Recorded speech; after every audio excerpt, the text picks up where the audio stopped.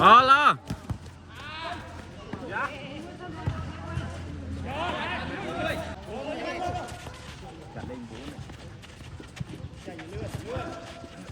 chênh lươn đẹp à ôi chị kê có thể chơi mà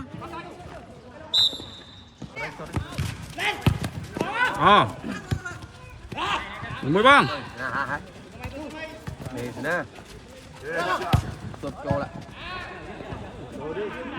Chô mấy phải không nữa đó. bài rừng ở đây bỏ tray Đây là mương chứ rồi. Họ chơi lấy khó mày à? Chơi anh lấy ra cánh đồ. Đô túc chân khỏi bông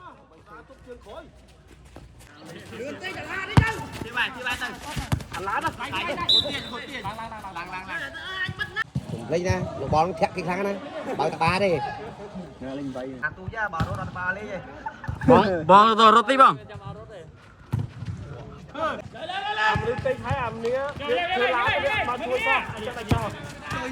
mau là mau lên nào ngày mà tập p hai vì du biết chưa Cái trái này. Cái trái hết rồi bây giờ.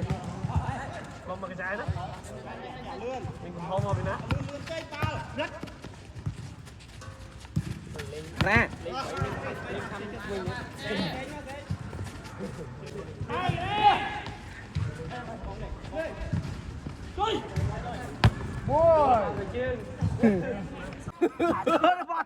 Thôi nó bỏ thấy à? Ôi chơi ba.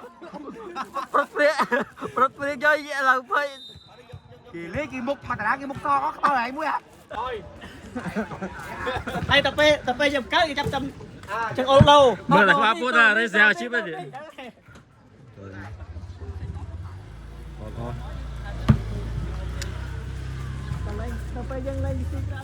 lo lo xèo chip